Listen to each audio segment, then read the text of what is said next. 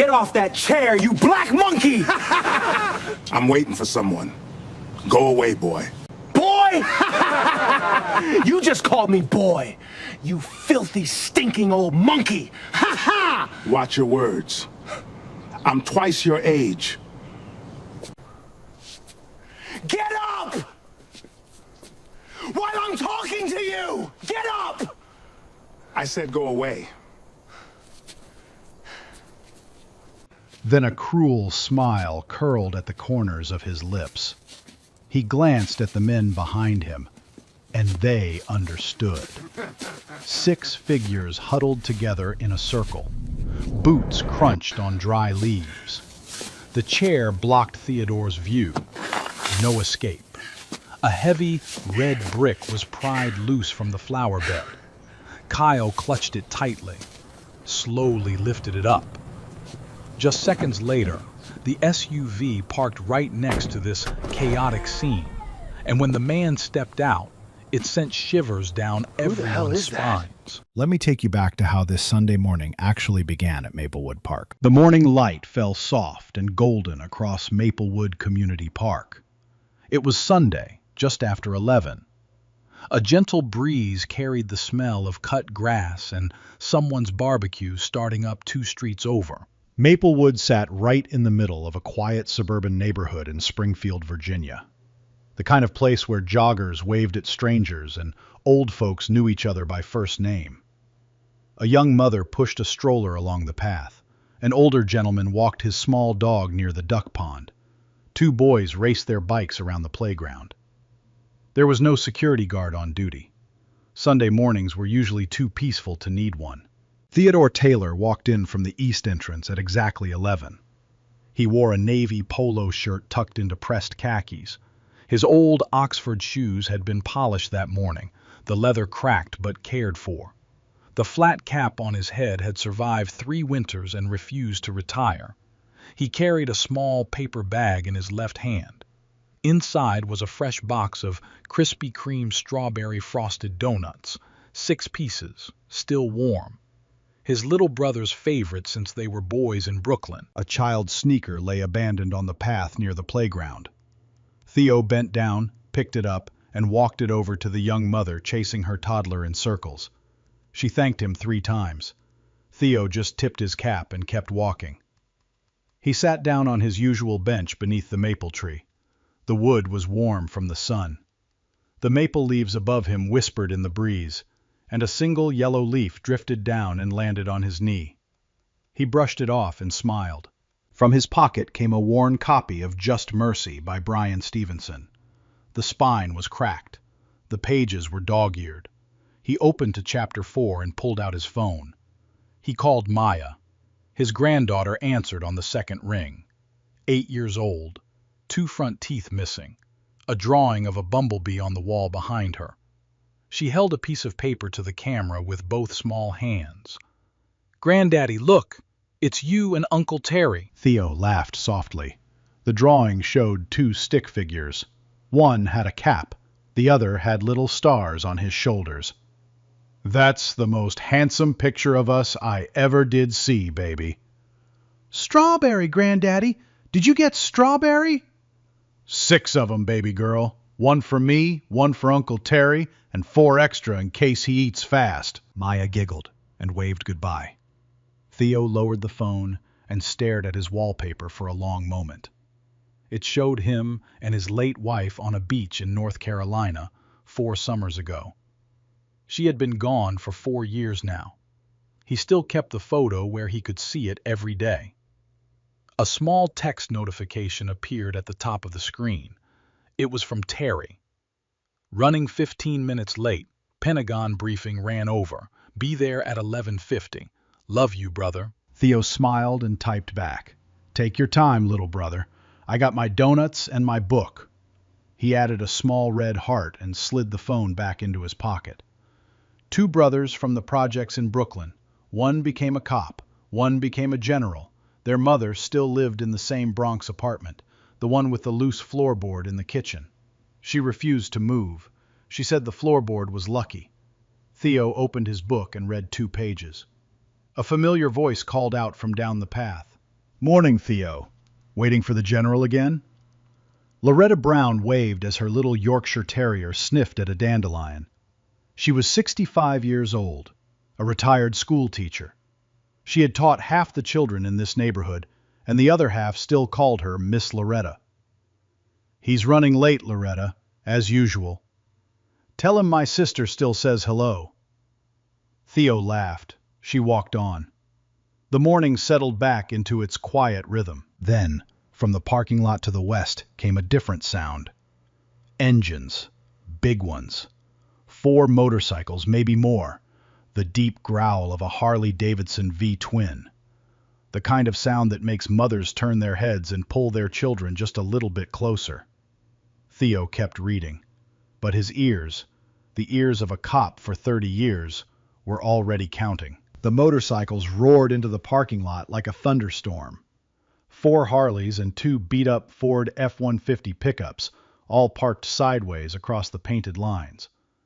The engines cut off one by one, leaving a heavy silence in their place. 6 young men climbed off the bikes and out of the trucks. They wore cut-off shirts and ripped jeans. Tattoos covered their arms and necks. Their boots were the cheap kind designed to look military. The smell of cheap beer and cigarette smoke rolled off them in a thick cloud. Brett Sullivan led the pack.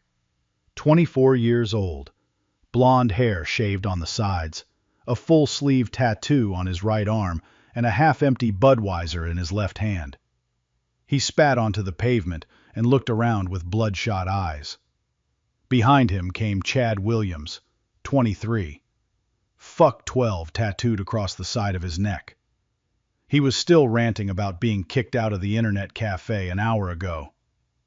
That gook owner banned us. Banned us, man. For what? For having a good time? Kyle Anderson was the tallest of the group, lean as a fence post. He flicked a beer bottle into the bushes and laughed when it shattered. Tucker Brown was the heavyset one. He had a GoPro strapped to his chest, already recording. He thought of himself as a creator. Dustin Moore wore a tank top that showed off a Confederate flag tattooed on his shoulder. He was sweating through the cotton already. And then there was Garrett Davis, 26, the quiet one, the dangerous one. He stood slightly apart from the others, watching everything. His pupils were huge. His left hand kept brushing his nose. He had taken something stronger than beer that morning. The young mother with the stroller saw them first. She did not say a word. She just lifted her toddler out of the stroller, held him tight against her chest, and walked quickly toward the far exit. The older gentleman with the small dog turned around and headed back the way he came. The 2 boys on bikes pedaled away as fast as their legs would carry them. The park emptied in less than a minute. Only Theo remained on his bench, and Loretta Brown, 50 feet away, frozen with her little dog in her arms. Brett scanned the park. His eyes landed on Theo. He nudged Chad with his elbow. Yo, look at this old dude, just sitting there reading like he owns the place. Chad squinted. Bet he's high. They're always high. Garrett spoke for the first time. His voice was flat and cold. Let's go have a chat. The 6 of them moved across the grass in a loose line. They walked slowly, not like men in a hurry, like wolves who had spotted something weak. Theo heard them coming. He did not look up. He did not change his posture, but inside his head, 30 years of police work was already running the numbers. 6 men. About 20 feet away and closing. A bottle in the leader's hand. A beer can in another. No visible firearms. The bushes behind him were too thick to escape through. The path to the parking lot was now blocked. He marked his page in the book. Slowly. Carefully. Brett stopped 3 feet in front of the bench. He planted his boots wide and tucked his thumbs into his belt loops. Get off that chair, you black monkey! The word hung in the air. Loretta gasped from across the park. Theo's jaw tightened by exactly half an inch. He kept his voice low and even. I'm waiting for someone. Go away, boy. The pack laughed. Dustin slapped his knee. Boy? You just called me boy, you filthy, stinking old monkey! Brett's smile dropped. His face went red. Theo looked up. His eyes were calm. His voice did not rise. Watch your words. I'm twice your age. Brett's face flushed, then turned pale, then icy cold. Get up. Get up while I'm talking to you. Theo rose slowly from the bench. He was 6 feet tall. His shoulders were still broad, even at 65. He looked Brett straight in the eye and did not blink. I said, go away. Brett took half a step back without realizing it. Then he caught himself. A cruel smile curled at the corner of his lips. He glanced over his shoulder at the men behind him. They understood without a word. The 6 of them moved into position. Brett at 12 o'clock, directly in front. Chad slid to 3. Kyle circled around to 6, right behind the bench. Tucker took 9, still recording with his GoPro. Dustin filled in at 2, and Garrett stood back at a careful distance, watching like a wolf watches a hunt. 6 figures in a tight circle. Boots crunched on dry leaves. The bench blocked Theo's view of the path. There was no escape. Brett snatched the paper bag from the bench. What you got in here, old man? Donuts? You stealing donuts now? He opened the bag. He saw the pink frosting. He laughed, loud and ugly. Y'all see this? Old Monkey is having a tea party. He dropped the box onto the pavement. He raised his boot. He brought it down hard. The cardboard collapsed. The donuts crushed into pink and white smears under his heel. Strawberry frosting smeared across the concrete like paint. Theo's eyes dropped to the ruined box. His hand tightened around the spine of his book until his knuckles went pale. Those donuts were for his brother. But he did not move. He did not raise his voice.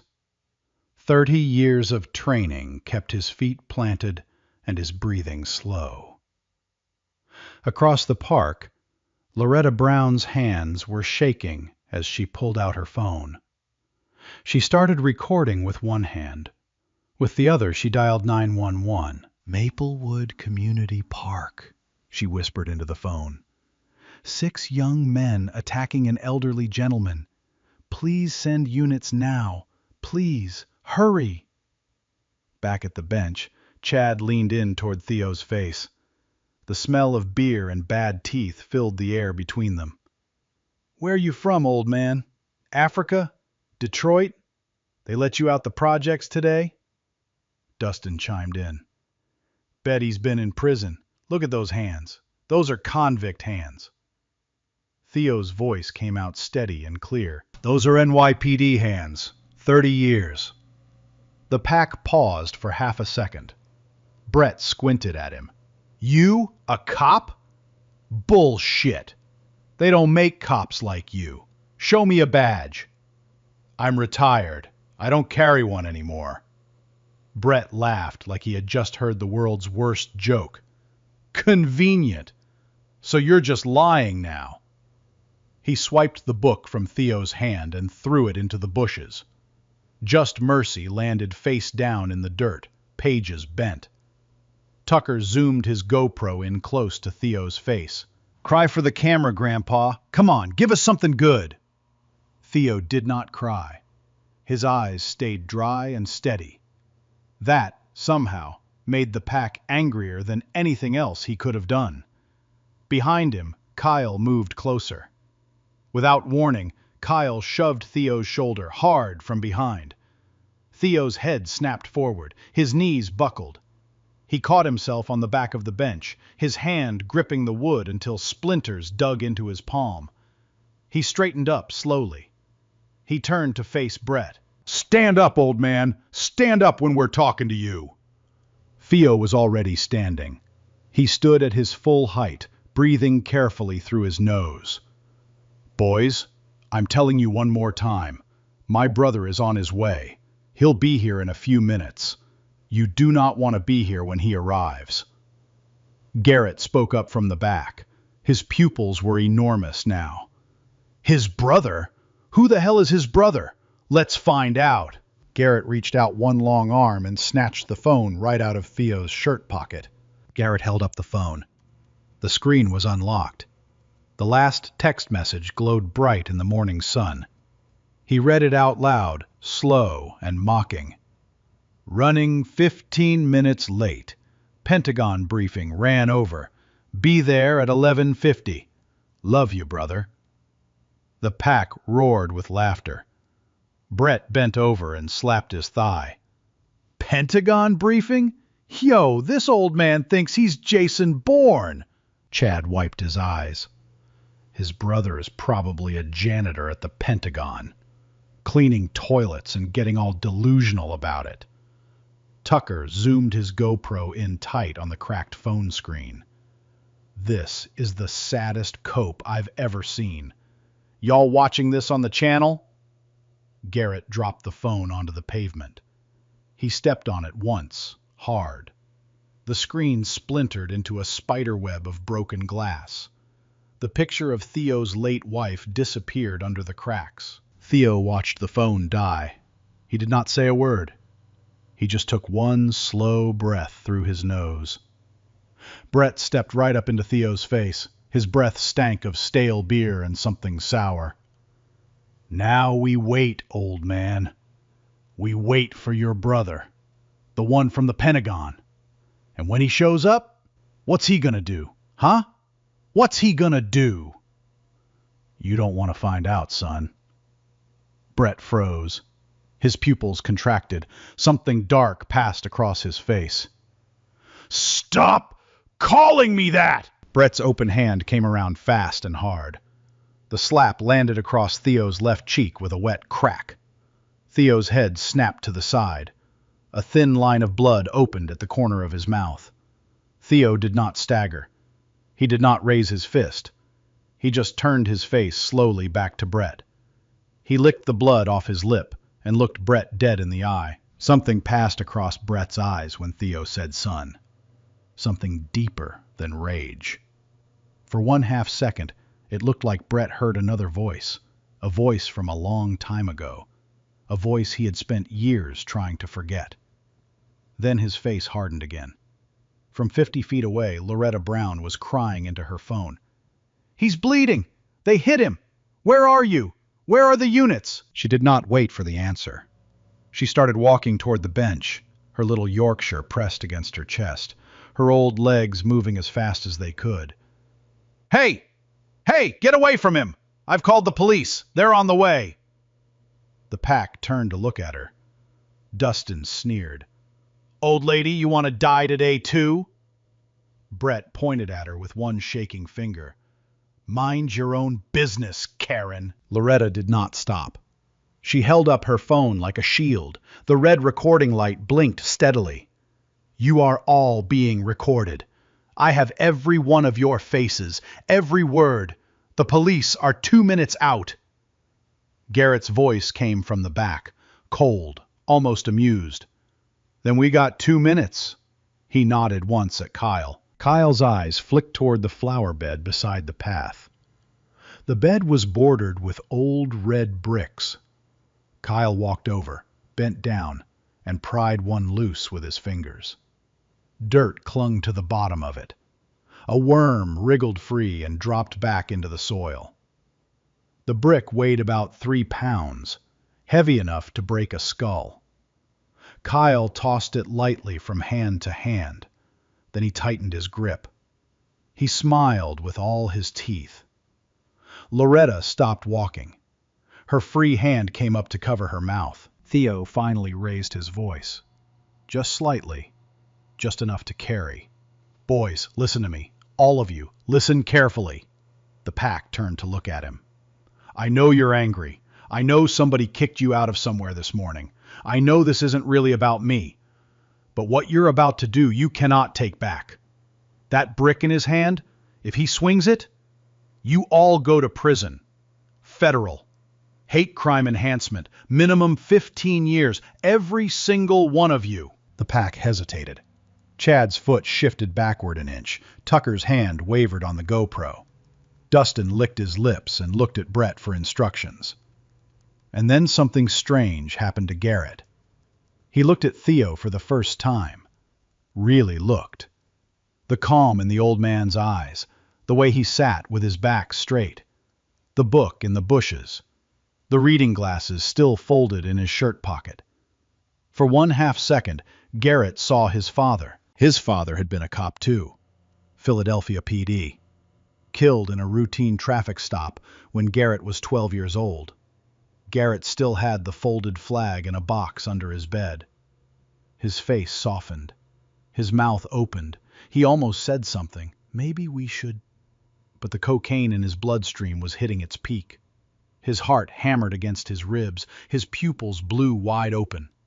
The moment passed like smoke in the wind. Garrett shook his head hard, like a dog shaking off water. Don't listen to this old fool. He's just trying to save his own ass. Garrett walked right up to Theo. He stopped 6 inches from Theo's face. Spit flew from his lips when he spoke. Old man, you want to know who I am? I'm the guy who's been waiting all morning for someone to hurt. And you just got real lucky. Or real unlucky, depends how you see it.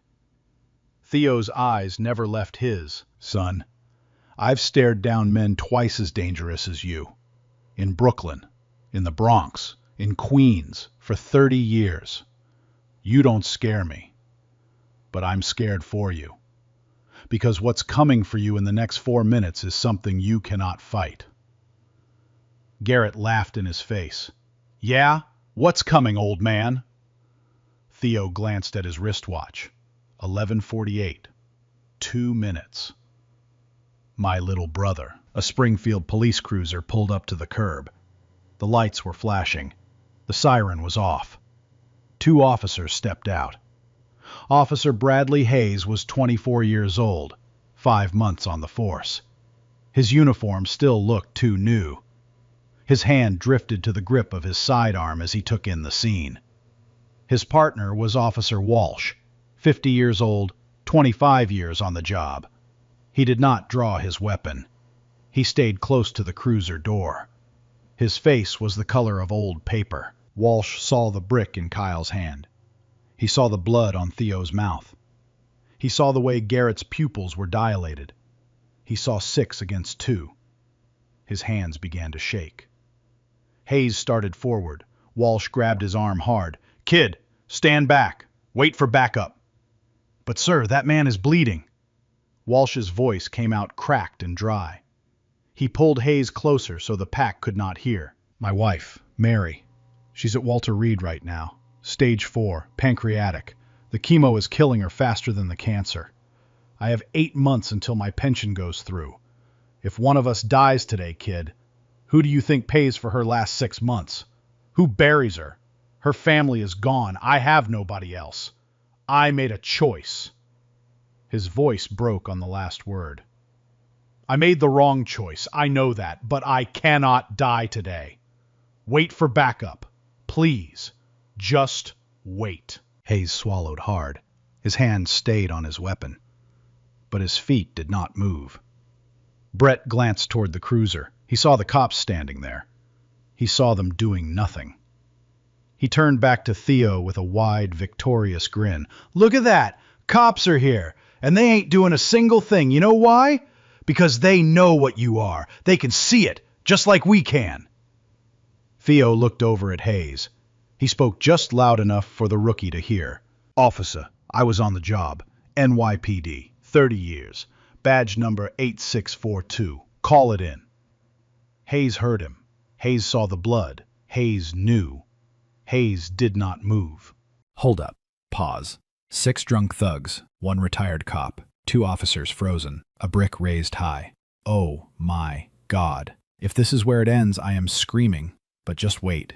Just wait for what comes next. Garrett gave the signal to Kyle. A single nod. Do it. Knock this old fool out. Kyle took 2 steps forward. The brick came up to his shoulder, his arm cocked back. Theo raised one hand, not to fight, not to block, just to shield his face. Loretta screamed, No! No! He's going to hit him! Walsh grabbed Hayes by the vest with both hands. Wait! Kyle lifted the brick high above his head. The morning sun caught the rough red surface. Dirt still clung to the bottom. Kyle's face twisted into something inhuman. His teeth bared, his arm tensed. Theo closed his eyes.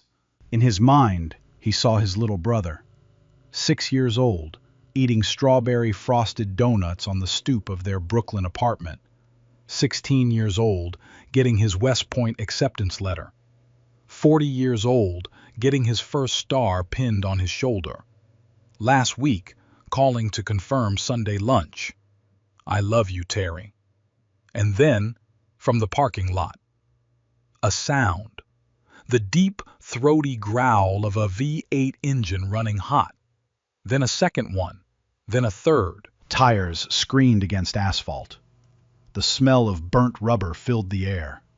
A black Chevrolet Suburban with United States government plates skidded to a stop right at the curb. 20 feet from the bench. Its grille lights began to flash blue and red. A second Suburban pulled up behind it, then a third. Kyle froze with the brick still raised above his head. Every head in the circle turned toward the parking lot. The doors began to open. The first door opened. A polished black combat boot touched the pavement. The crease in the trouser leg was sharp enough to cut paper. Dark blue trouser, gold stripe down the side. Military dress blues. Lieutenant Colonel Harrison Whitfield stepped out first. His ribbon rack caught the sun. The gold aiguillette on his shoulder marked him as aide to a flag officer. His jaw tightened when his eyes found the bench. He walked around the SUV. He opened the rear passenger door.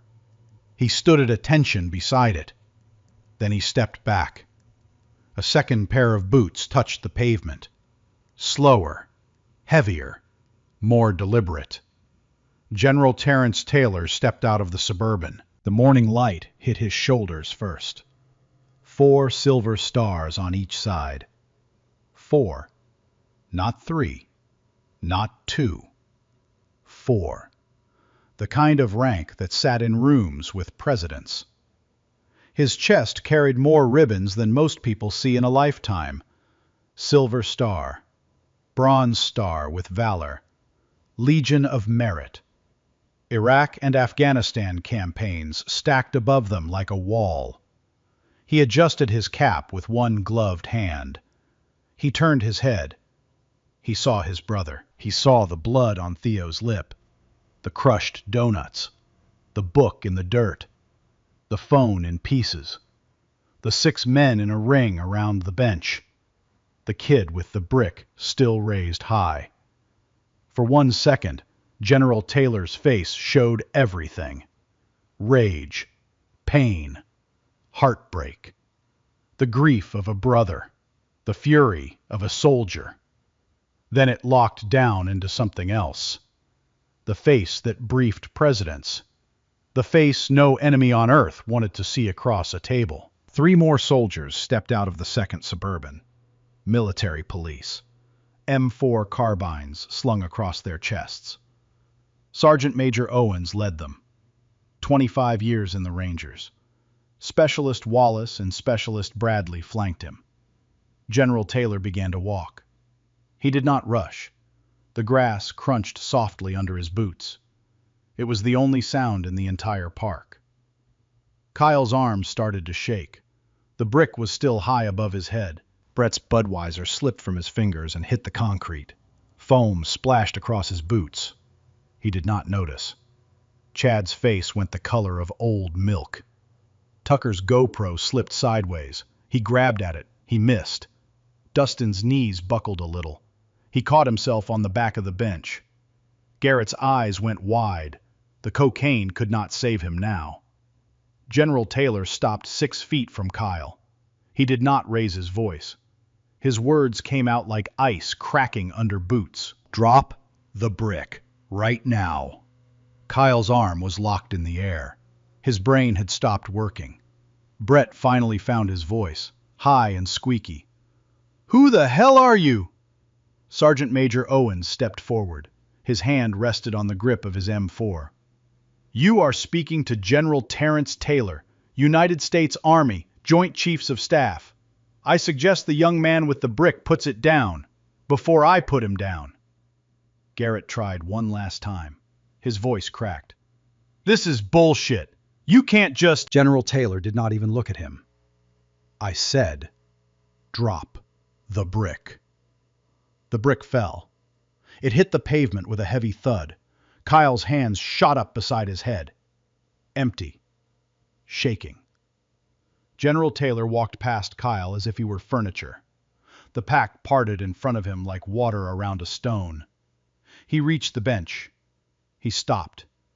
He looked down at his older brother. His voice dropped. The general was gone. Only the little brother remained. Theo. You okay, big brother? Theo smiled through his bloody lip. Took your time, little brother. General Taylor laughed. A small, soft, wet laugh. He shook his head. Pentagon. You know how it is. He pulled a folded white handkerchief from inside his uniform jacket. He sat down beside Theo. With the gentleness of a man who had wiped his brother's tears when they were boys, he dabbed the blood from the corner of Theo's mouth. Behind them, Lieutenant Colonel Whitfield bent down and lifted Just Mercy out of the bushes. He brushed the dirt off the cover. He laid it carefully on the bench beside Theo. Sergeant Major Owens looked down at the crushed donut box. He did not say a word. He turned his head a quarter inch and gave Specialist Wallace one small nod. Wallace walked back toward the SUVs. General Taylor sat with his brother for 5 seconds. Just 2 boys from Brooklyn on a park bench in Virginia. Then he stood up. He turned to face the 6 men still standing in a broken ring around the bench. His 4 stars caught the sunlight again. You laid hands on a retired police officer. You assaulted my brother with a deadly weapon while drunk, in full view of 2 officers who, I will note, did nothing. Officer Walsh stared at the ground. Officer Hayes could not look up. You will all kneel, hands behind your heads. You will not speak. You will wait for federal custody. Brett opened his mouth. You can't make us 3 M4 carbines came up onto 3 shoulders at exactly the same time. Not pointed, just ready. Sergeant Major Owens said one word. Down. Brett's knees hit the pavement first. The impact made him grunt. Chad went second. His tattooed hands flew up beside his head. Tucker went third. The GoPro fell off his chest and hit the concrete. The lens cracked. It kept recording. Dustin went fourth. He was already crying. Kyle went fifth. His hands were still empty and still trembling. Garrett did not kneel. Garrett's hand shot down toward the flower bed. His fingers wrapped around another loose brick. The cocaine was screaming through his veins. His pupils were the size of dimes. For 1/2 second, his eyes flickered with something soft. The memory of a folded flag in a box under his bed. Then it was gone. He raised the brick high above his head and lunged at General Taylor. Fuck you, nigger general! Sergeant Major Owens moved in 0.8 seconds. His left hand slapped the brick clean out of Garrett's grip. The brick spun through the air and thumped into the grass. His right hand caught Garrett's wrist and twisted it at an angle no wrist was designed to bend. Garrett's body folded forward. Owens drove him face first into the pavement. The breath left his lungs in one wet sound. Specialist Bradley dropped to one knee beside them. A black zip tie went around Garrett's wrists in 2 practiced motions. 4 seconds. Start to finish. Garrett's cheek was pressed against the concrete. He was crying now. Real tears mixing with snot and blood from his nose. His shoulders shook. My dad. My dad. My dad. He said it over and over, like a prayer he had forgotten the words to. General Taylor heard him. He turned his head 1/4 inch. He did not walk over. He did not soften. But his eyes carried the briefest flicker of recognition. He had seen broken men before. He had seen what hate did to them on the inside. He turned back to face the 2 officers by the cruiser. "Officer Walsh, Officer Hayes, approach." Walsh's legs barely worked. He stumbled forward across the grass like a man walking to his own execution. Hayes followed behind him, jaw set, eyes wet. General Taylor's voice was ice again. "Officer Walsh, badge 4581. You arrived on this scene 6 minutes ago. There were 2 of you. There were 6 of them. You had a deadly force option. You watched a 65-year-old retired NYPD detective bleed onto the pavement. You watched a young man raise a brick over his head. Explain yourself." Walsh did not try to defend himself. His voice came out cracked and dry. "General, sir, my wife, Mary, she's at Walter Reed right now. Stage 4, pancreatic. The chemo is killing her faster than the cancer. I have 8 months until my pension. If I died here today, there is nobody left to care for her. Her family is gone. I have nobody else." The tears came then. He did not try to hide them. "I made the wrong choice. I am not asking you to forgive me. I am just telling you the truth. I am sorry, sir." General Taylor was silent for a long time. The wind moved through the maple leaves above them. Somewhere far away, a child laughed in a different park.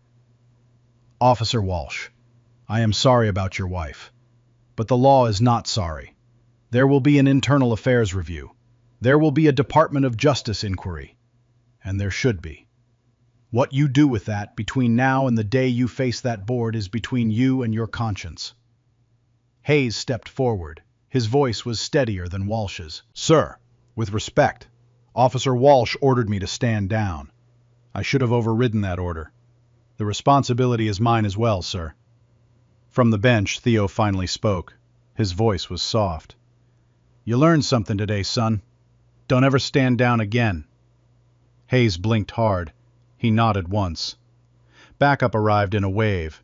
4 Springfield police cruisers, 2 military police vehicles, 1 unmarked FBI SUV. Brett, Chad, Tucker, Dustin, and Kyle were lifted and handcuffed. Garrett was hauled up off the pavement by 2 MPs.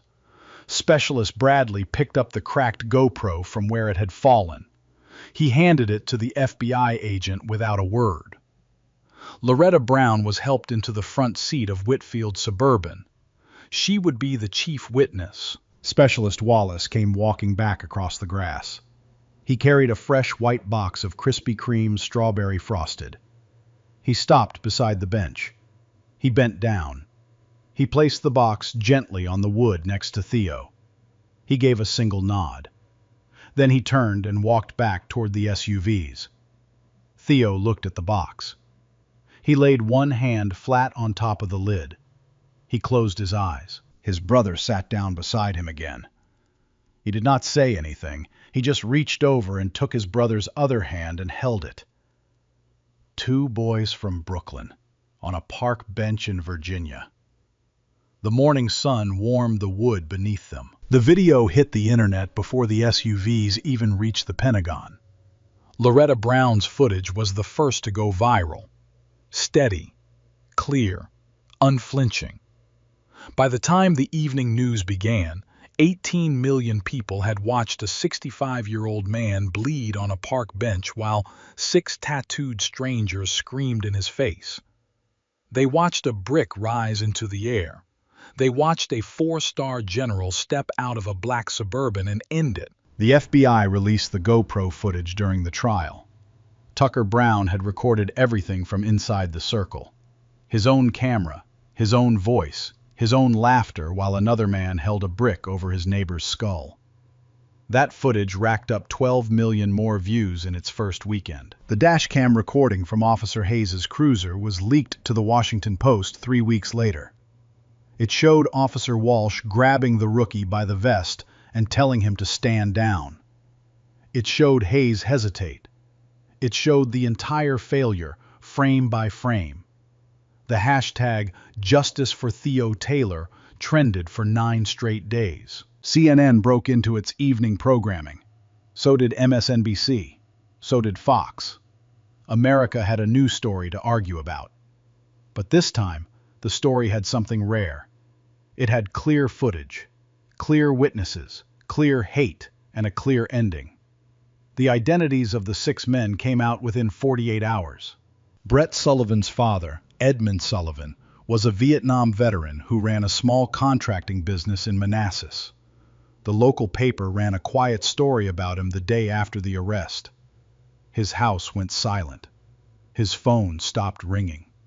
His son was the face of the worst kind of America on every news channel in the country. Chad Williams was identified by his neck tattoo.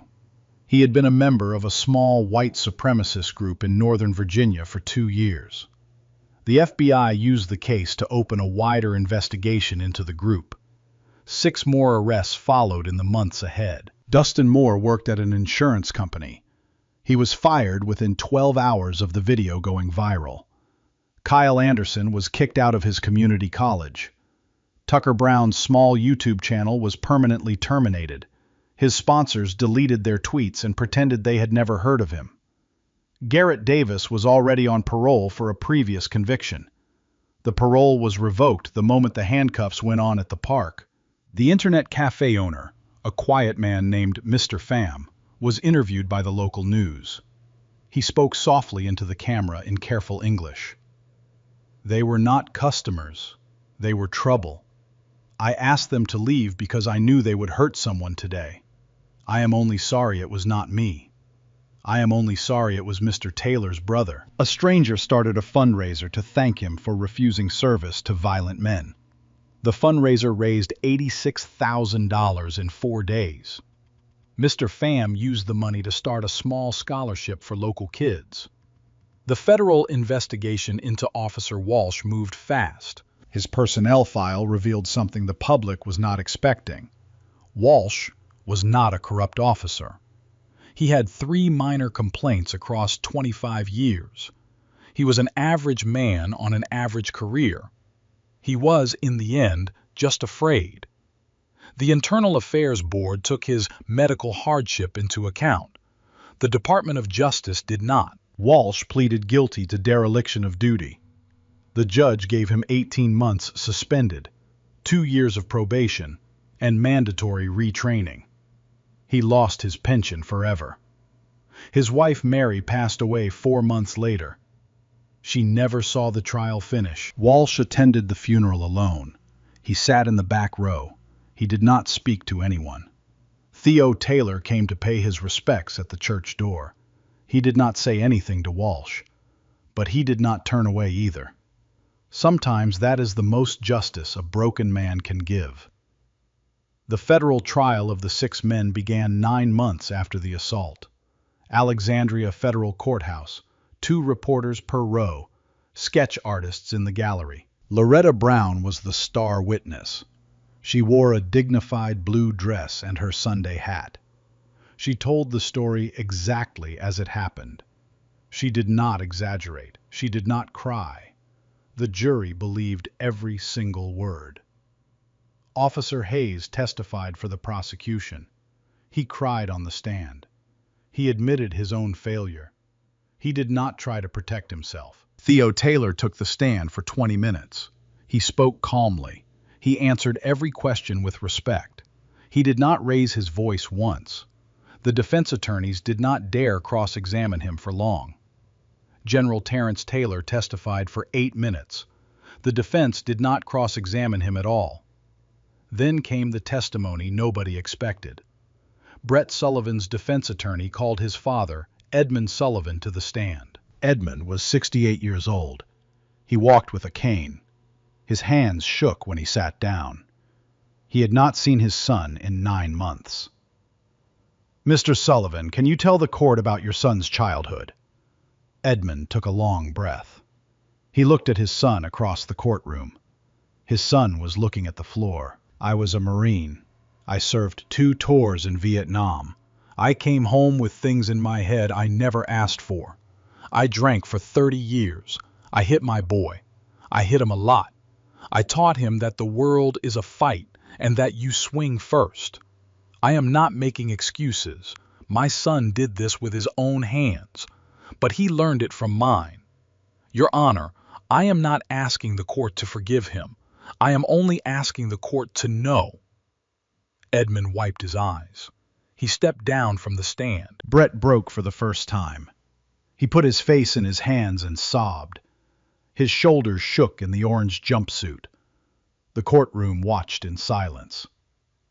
Theo Taylor watched the old man limp back to his seat. Theo looked at General Taylor beside him. General Taylor laid one hand on his brother's shoulder. Neither of them spoke. The judge issued the sentences 3 days later. Garrett Davis received 15 years in federal prison. His parole revocation added another 2. Restitution of $200,000 to the victims.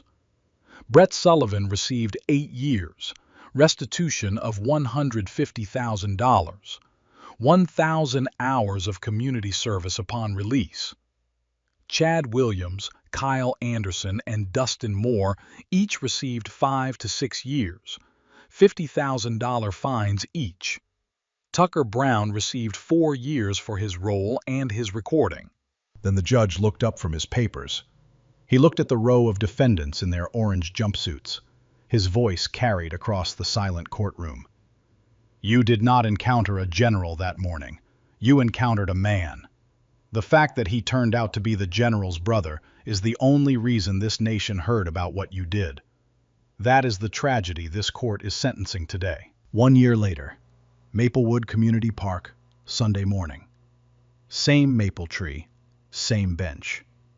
Theodore Taylor sat in his usual spot.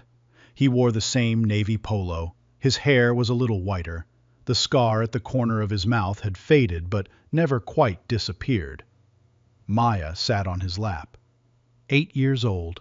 She was reading out loud from a worn paperback copy of Charlotte's Web. Granddaddy, why does Charlotte have to die? Theo brushed a curl back from her forehead. Because that is how the story is, baby.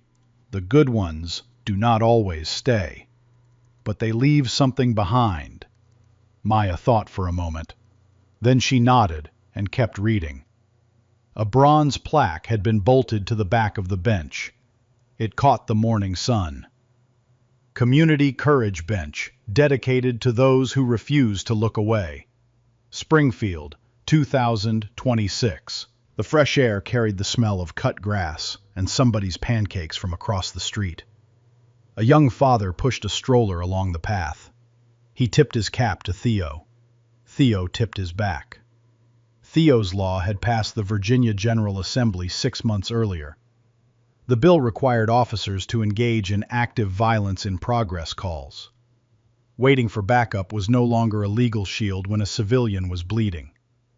The governor signed it with Loretta Brown standing beside him. Officer Bradley Hayes was Detective Hayes now. He taught de-escalation classes at the Virginia Police Academy. His first lecture every semester was titled, The Day I Stood Back and Why You Never Should. Mr. Pham still ran his internet cafe. Theo ate pho at his place every Thursday. They had become friends. A black government Suburban pulled into the parking lot just before noon. General Terrence Taylor stepped out. He wore casual clothes this time, khakis, a soft blue shirt, no uniform, no stars, just an uncle. He carried a fresh white box of Krispy Kreme strawberry frosted donuts. Sorry I'm late, Theo. Pentagon. Always. Maya leaped off her grandfather's lap. Uncle Terry, you brought donuts. Strawberry frosted, baby girl. Just like always. A young black couple walked by on the path. The father was about 30 years old. He stopped. He looked at Theo for a long moment. Then he walked over. Mr. Taylor? Sir, my name is Officer Marcus from Springfield PD.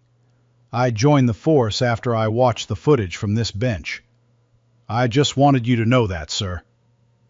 Theo stood up slowly. Son, what did I do? I just sat here. Marcus shook his head.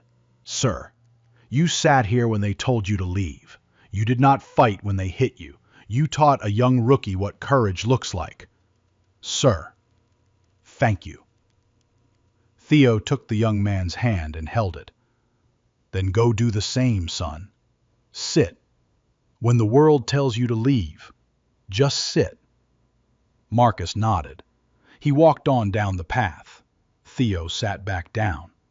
Maya climbed onto his lap and reopened Charlotte's Web. General Taylor opened the box of donuts and handed one to his brother. The three of them sat on the bench. Two boys from Brooklyn.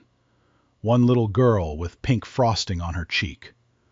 The maple leaves whispered above them. The sun warmed the wood. Listen, y'all, the story is fake. The pain is not.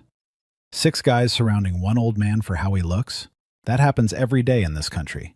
So here is the real question. What do you do when there is no general coming? Courage is not always a fist. Sometimes courage is sitting still when the world tells you to run. Sometimes courage is recording when you are scared. Theo Taylor did not need to be the general's brother to deserve protection. He deserved it from the moment he sat down on that bench with a book and a box of donuts. So tell me in the comments, if you had been at Maplewood Park that Sunday morning, what would you have done? Would you have stepped up like Loretta Brown? Or would you have walked a little faster and not looked back? Be honest. If you believe that looking away is complicity, hit the like button. Drop your honest answer below.